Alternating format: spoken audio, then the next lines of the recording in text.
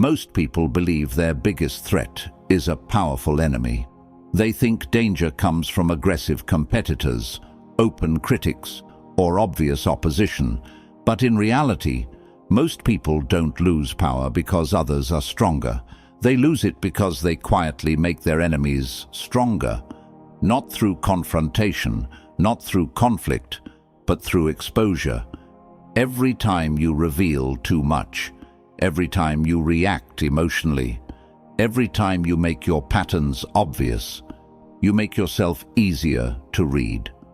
And the moment someone can read you, they can manage you. This is one of the most important principles of power, understood by Niccolò Machiavelli. Power does not shift when someone attacks you. Power shifts the moment you become predictable, because predictability creates control. If people know what hurts you, they know where to press. If they know how you react under pressure, they know how to provoke you. If they understand your emotional patterns, they know how to move you without force. And the most dangerous part is this: power is rarely lost suddenly. It erodes, slowly, through small visible behaviors, through oversharing, through quick reactions, through unnecessary explanations, through emotional exposure that feels honest, but is strategically careless. Many people believe their openness makes them authentic. They believe sharing everything makes them trustworthy, relatable, and strong. But good intentions are often misused by strategic observers. Because the issue is not honesty, the issue is undisciplined honesty. There is a difference between being real and being readable, between being authentic and being exposed, between being transparent and giving others a map of your weaknesses. In competitive environments, whether social, professional, or personal, information is leverage. And every time you reveal your instability, your fears, your emotional triggers, or your internal conflicts before they are fully processed, you give others an advantage they did not earn. This video is not about becoming cold. It is not about becoming fake. It is not about hiding who you are. This is about discipline, psychological discipline, strategic visibility, and controlled disclosure. Today, you will learn 7 precise mistakes that quietly elevate others over you.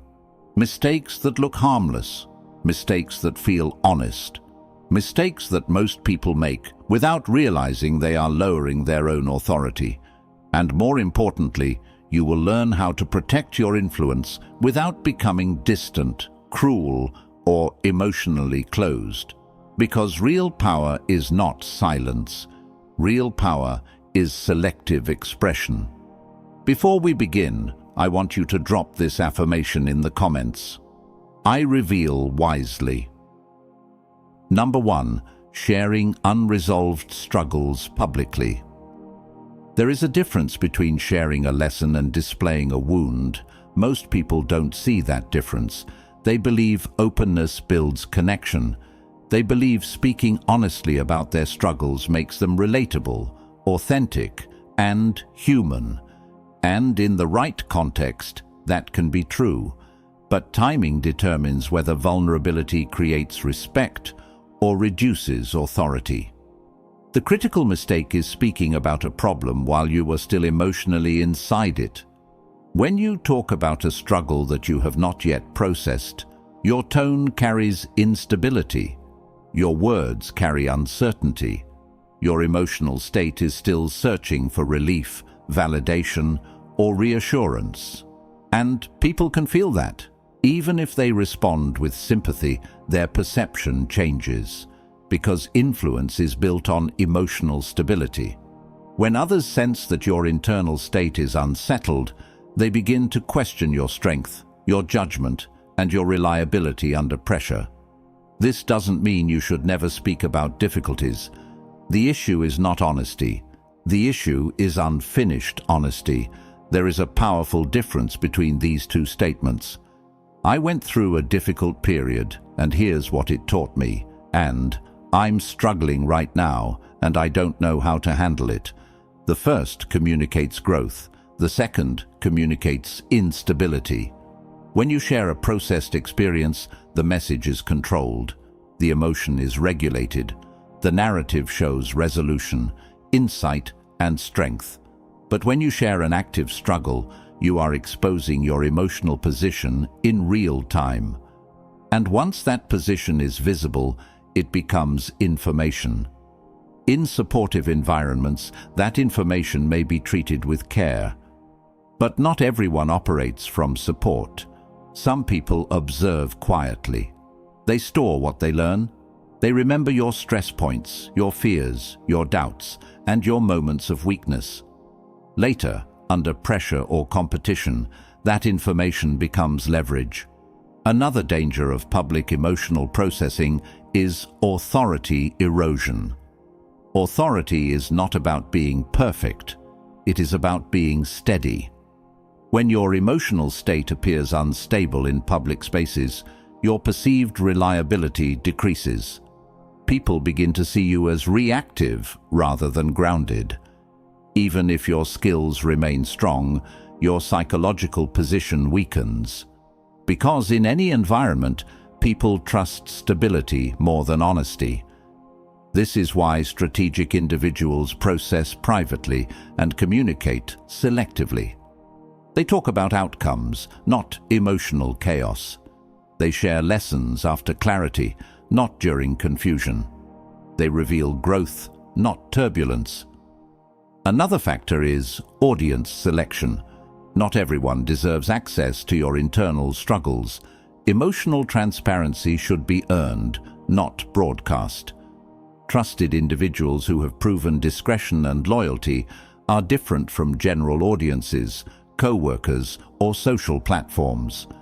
Public vulnerability creates permanent records. Private processing creates controlled relationships. And control protects influence. This does not mean hiding your humanity. It means protecting your emotional timing. Because when people see you only during the storm, they remember instability. But when they see you after the storm, they remember strength. The shift is simple but powerful. Share resolution, not emotional volatility. When your story communicates clarity instead of confusion, your experiences increase your authority instead of weakening it. Number 2, assuming fairness is universal. One of the fastest ways to strengthen your opposition is to assume that everyone thinks the way you do. Most people believe fairness is a shared value. They believe that if they act with balance, honesty, and good intentions, others will naturally respond the same way. But in reality, people operate by incentives, not ideals. Some value cooperation, some value advantage, some value loyalty, others value opportunity. When you project your standards onto someone who operates differently, you misread the situation. And misreading people creates vulnerability. This mistake usually shows up in the form of premature trust.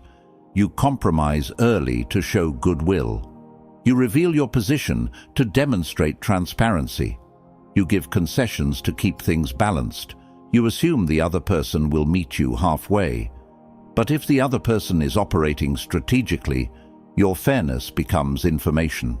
They learn your limits. They learn your priorities. They learn how much pressure it takes for you to give ground. And once someone knows your threshold, they don't negotiate with you. They manage you. Another danger of assuming fairness is emotional expectation. When you believe others should act according to your standards, you become surprised when they don't. That surprise often leads to frustration, overreaction, or rushed decisions. And emotional reactions reveal your pressure points. Strategic individuals do not begin with trust. They begin with observation. Instead of assuming someone values balance, they watch how that person behaves when there is tension, disagreement, or competition. Because character is not revealed during smooth interactions. Character is revealed under pressure. Anyone can appear cooperative when there is no cost, but when stakes rise, priorities become visible. Do they protect mutual benefit or personal advantage? Do they honor agreements or adjust them when circumstances change? Do they stay consistent or shift positions when leverage appears? These patterns matter more than promises. Another common mistake is early compromise. Many people believe that giving something first creates goodwill and encourages reciprocity. Sometimes it does, but with strategic personalities, early compromise signals flexibility without resistance. Instead of creating trust, it lowers your perceived negotiating strength. They don't see generosity, they see room to push further. Positioning matters. When you hold your ground calmly and avoid unnecessary concessions, you communicate stability. You show that cooperation is possible, but not automatic. That balance earns more respect than early accommodation. The goal is not suspicion, the goal is clarity. Trust should be built on observed behavior, not assumed character. This requires patience. Strategic patience means allowing people to reveal their patterns over time. Small inconsistencies, subtle boundary tests, and pressure responses provide more accurate information than words ever will. Once you understand someone's incentive structure, your decisions become more precise. You know when to collaborate, you know when to limit access, you know when to protect your position, and, most importantly, you stop expecting fairness from people who are operating by advantage. Because expectations create emotional exposure, observation creates control. When you stop projecting your standards onto others and start studying their incentives, you remove one of the biggest ways people quietly gain leverage over you. Now, I want you to drop this affirmation in the comments. I observe first. Number 3. Reacting to subtle provocation. Not all attacks are loud. The most effective ones are quiet. A small comment delivered with the wrong tone, a slight interruption, a dismissive look, a casual joke that feels just a little personal. These are not accidents. In many environments, subtle provocation is used to test emotional control. It is not meant to create conflict. It is meant to study your reaction, because reactions reveal sensitivity, and sensitivity creates leverage. Most people think power is shown through strong responses. They defend themselves quickly. They correct the comment. They explain their position. They adjust their tone to show they were affected. But the moment your emotional state becomes visible, information is exposed.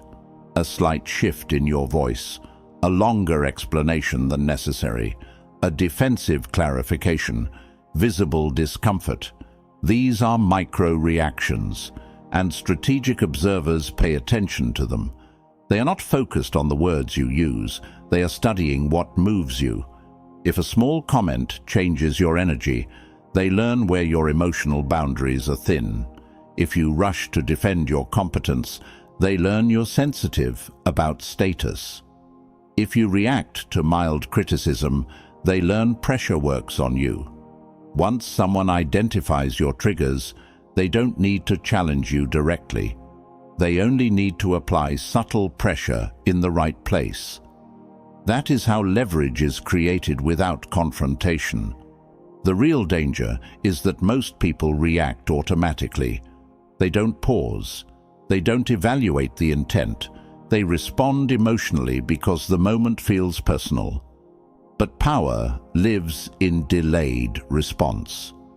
When you control timing, you control visibility. Instead of reacting immediately, you allow space. You let the moment pass. You observe the context. Was the comment intentional? Was it a test? Was it casual or strategic? That pause protects your emotional position. Calm neutrality creates uncertainty for the other person. They don't get the feedback they were looking for. They cannot measure your sensitivity. They cannot confirm whether their attempt had any effect. And when someone cannot read your emotional impact, their ability to manage you decreases. Silence, when controlled, is not weakness. It is emotional discipline. Another important factor is emotional economy. Every visible reaction costs psychological positioning. The more often your emotions shift in response to small stimuli, the easier it becomes for others to influence your state. But when your emotional baseline remains steady, your reactions become rare, and rare reactions carry weight. If you remain calm through minor pressure but respond firmly when something truly matters, people learn that your reactions are deliberate, not automatic. That perception increases your authority. It also changes future behavior around you. When subtle provocations fail to produce visible results, people stop testing you. There is no feedback, no leverage, no advantage to gain. Consistency in emotional control creates a protective barrier. Another mistake people make is over-explaining after a perceived slight. They try to correct how they were seen. They add context. They justify their reaction. But justification signals impact, and impact confirms sensitivity. Sometimes the strongest response is no visible response at all. Control your timing. Control your expression. Control what others are allowed to measure, because the less they can read your emotional pressure points, the harder it becomes to move you. Drop this affirmation in the comments. I stay composed. Number 4. Over-explaining your decisions. Many people believe that the more they explain, the more they will be understood. So they add context, they add reasoning, they add background, they repeat their logic in different ways, hoping clarity will create acceptance. But excessive explanation does not increase authority, it reduces it. Because the psychology of over-explaining sends a hidden message, I need you to agree with me. The moment your communication sounds like you are seeking validation instead of stating a decision, your position weakens. Others begin to sense uncertainty, even if your choice was correct. Authority is not measured by how detailed your explanation is.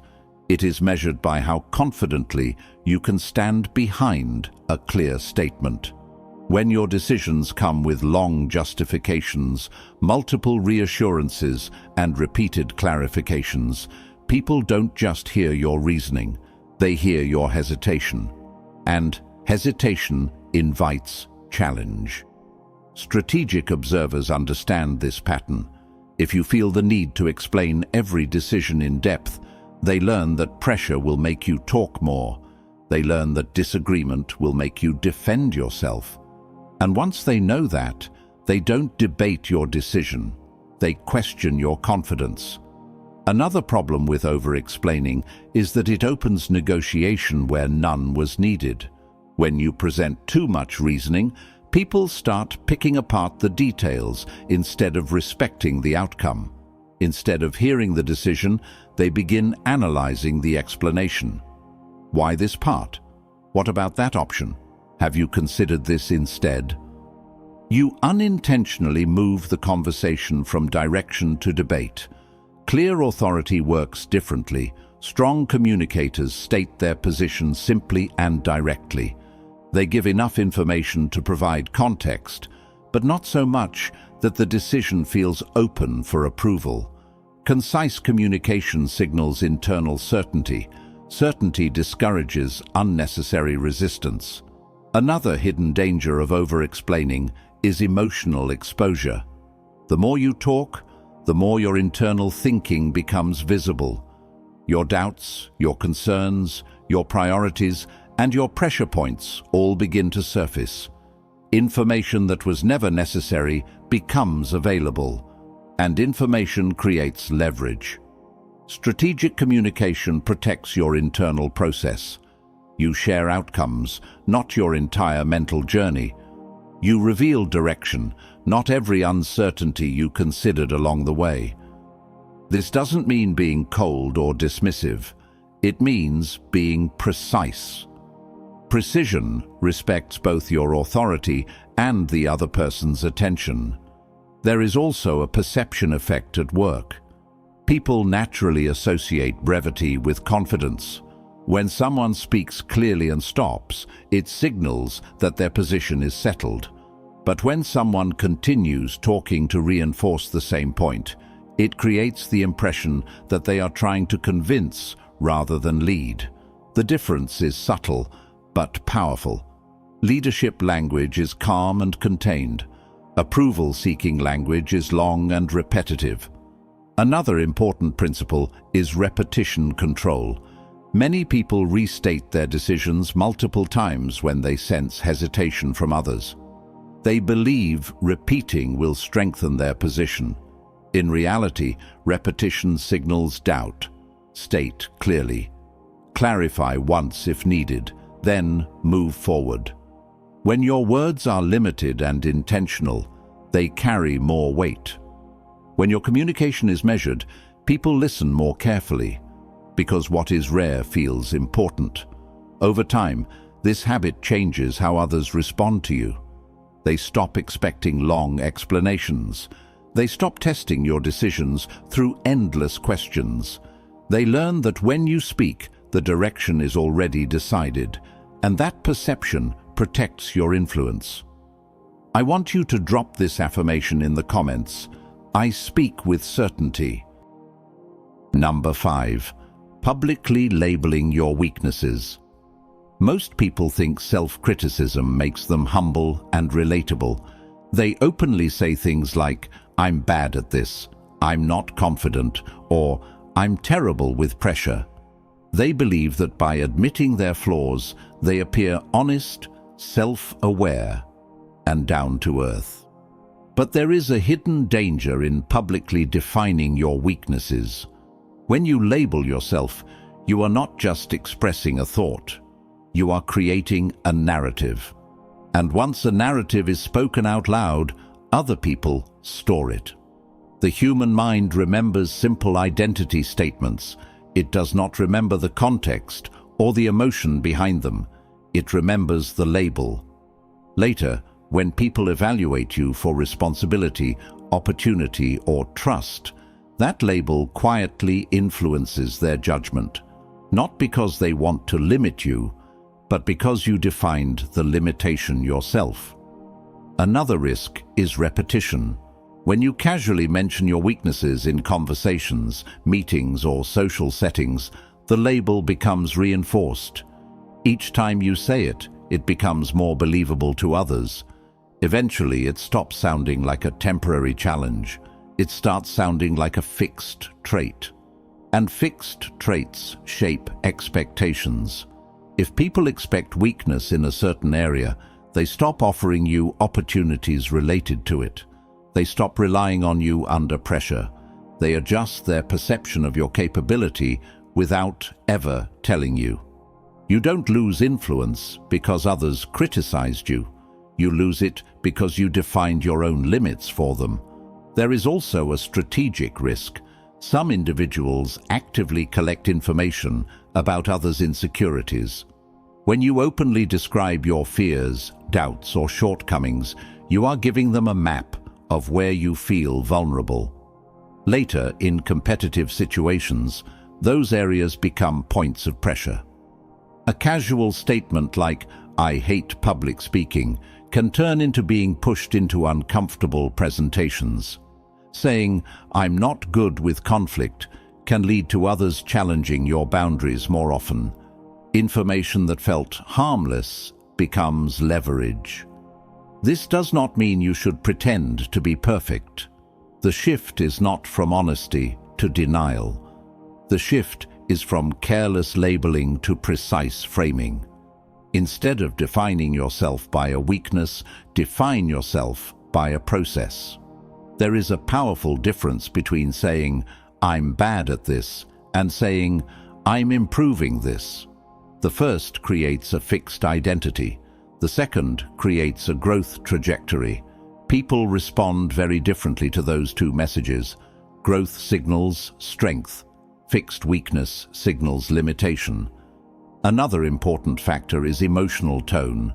Many people speak negatively about themselves to lower expectations or avoid pressure. They believe that if others expect less, they will face less risk. But low expectations reduce perceived value, and perceived value determines influence. When your language consistently positions you as uncertain, incapable, or limited, people begin to interact with you at that level. Language shapes positioning. Positioning shapes opportunity. Strategic individuals speak about their development carefully. They acknowledge areas of growth when necessary, but they never turn temporary challenges into permanent identity statements. They control the narrative before the environment does, because once a narrative spreads, it is difficult to change. Your words become your reputation long before your performance is evaluated. Precision in self-definition protects your authority. You don't need to exaggerate your strengths. You simply need to avoid defining your weaknesses as who you are. Number 6. Giving access too quickly. Access is influence. Who gets your time, your attention, your personal thoughts, and your emotional world determines your psychological position. But most people give access too fast, without realizing the long-term cost. In the beginning of any connection, there is curiosity. People want to feel understood, accepted, and close. To create that feeling quickly, many individuals share personal details early. They reveal their history, their struggles, their fears, their ambitions, and their private experiences within a short period of time. It feels like connection. It feels like trust. But fast emotional exposure creates an illusion of depth, not real stability. Real trust is built through consistency over time. When access is given before someone has demonstrated reliability, you are investing emotional value without evidence of character.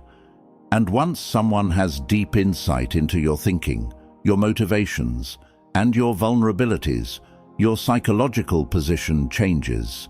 They understand you. And understanding creates leverage.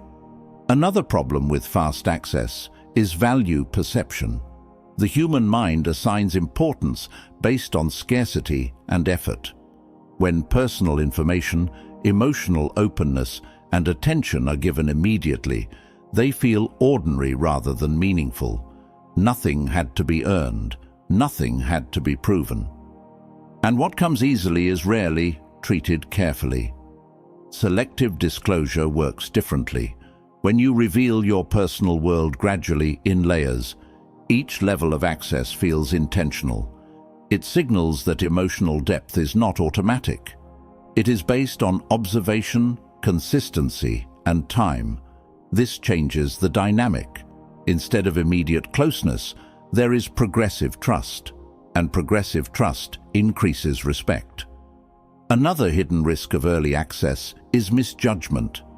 In the early stages of any interaction, people are presenting their best version. Their behavior is controlled. Their tone is positive. Their intentions appear aligned. But early behavior does not reveal character. Character appears during disagreement, pressure, inconvenience, and time. If deep access is given before those situations occur, you are trusting a version of the person that has not been tested yet.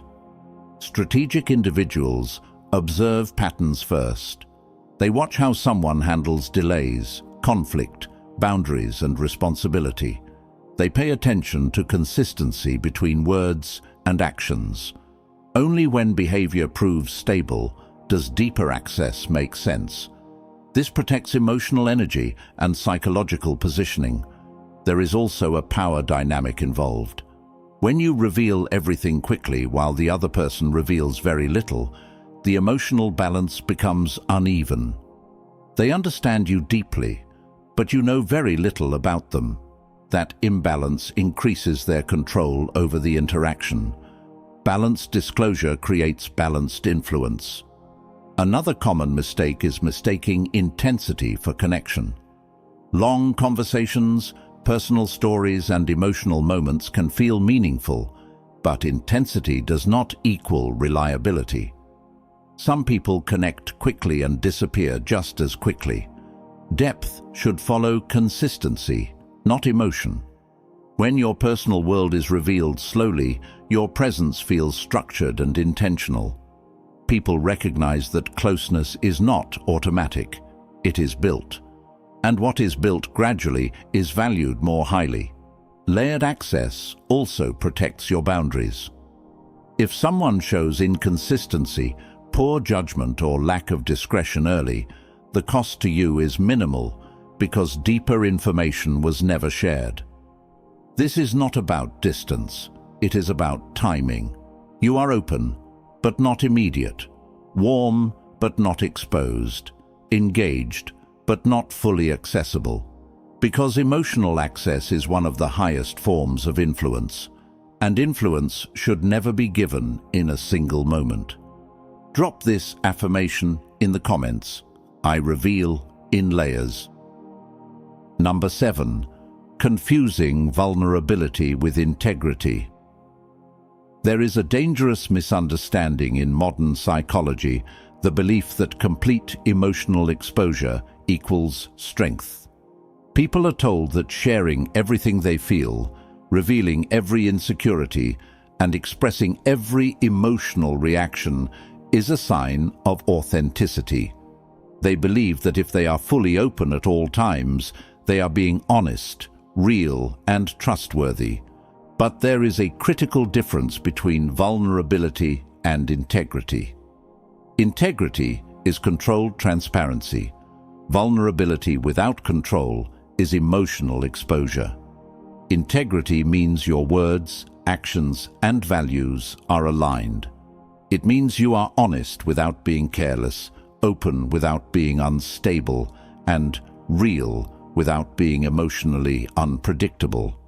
Uncontrolled vulnerability does something very different. It transfers emotional power to others. When you express every doubt, every fear, every moment of insecurity, people begin to see you not as transparent, but as emotionally dependent.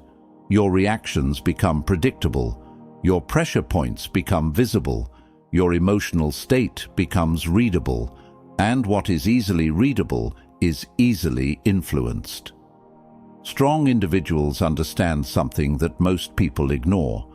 Emotional expression is not weakness, but emotional leakage is.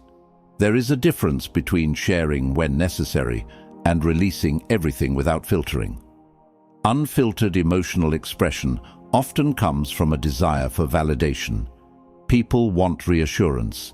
They want others to say, "You're right, you're strong," or "You're not alone."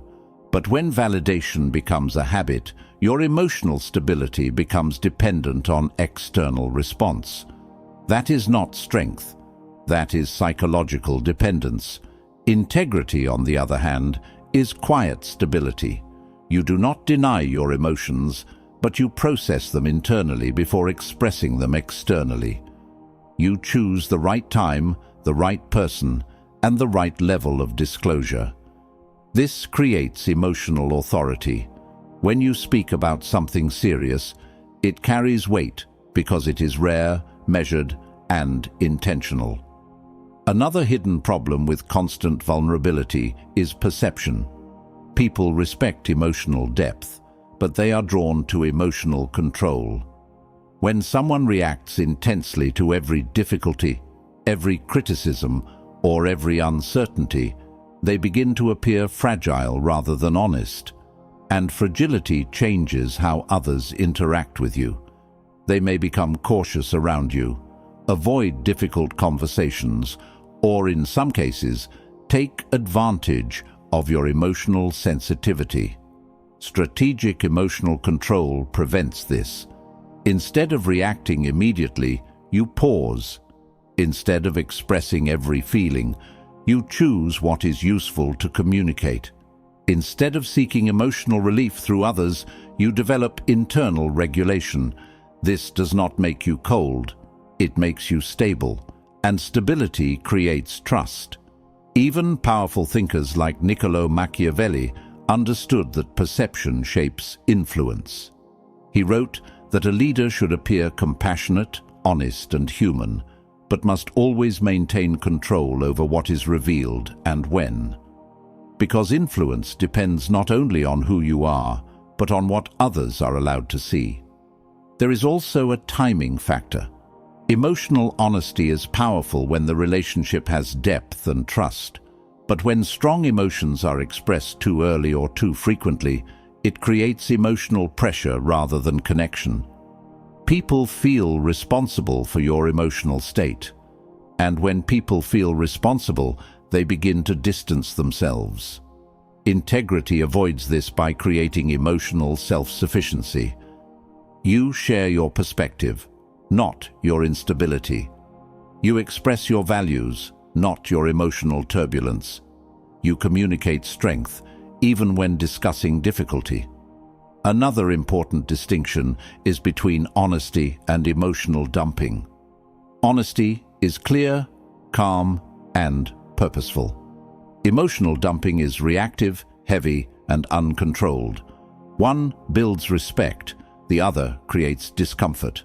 Strong presence comes from emotional restraint combined with selective honesty. You are real, but not exposed. Expressive, but not reactive. Human, but not emotionally dependent. Because the strongest people are not those who reveal everything. The strongest people are those who feel deeply, process privately, and speak intentionally. Here is the truth most people never understand. You don't lose influence because others are smarter than you. You don't lose power because they are more aggressive, and you don't fall behind because the world is unfair. You lose power when you become easy to read. When your emotions are exposed too quickly. When your reactions are predictable. When your struggles, doubts, and pressure points are visible to anyone who is paying attention. Because once people understand your emotional patterns, they know how to manage you. They know what triggers you. They know what makes you defensive. They know where your limits are. And the moment someone knows your limits, your influence begins to shrink. Real strength is not about hiding who you are. It's about controlling what you reveal, when you reveal it, and who earns access to it. Honesty is not weakness. Kindness is not weakness. Emotion is not weakness. Careless exposure is. Power grows when your words are measured, when your reactions are delayed, when your emotional world is disciplined instead of broadcast. This is what strategic presence looks like. You become calm under pressure. You become steady under observation. You become difficult to predict. And when you become difficult to predict, you become difficult to control. This doesn't make you cold, it makes you precise. The goal is not distance, the goal is control. The goal is not to disconnect from people, the goal is to connect without surrendering your position. Because the strongest individuals are not the loudest, the most emotional, or the most expressive. They are the most composed. If this video helped you see your blind spots, take a moment right now. Like this video so more people can learn how to protect their influence. Share it with someone who needs stronger boundaries. And if you're serious about mastering power, discipline, and psychological control, subscribe to the channel. This is where strength is built, one insight at a time. Drop this final affirmation in the comments. I control my exposure. Remember this: when you speak less, observe more, and reveal with intention, your presence changes.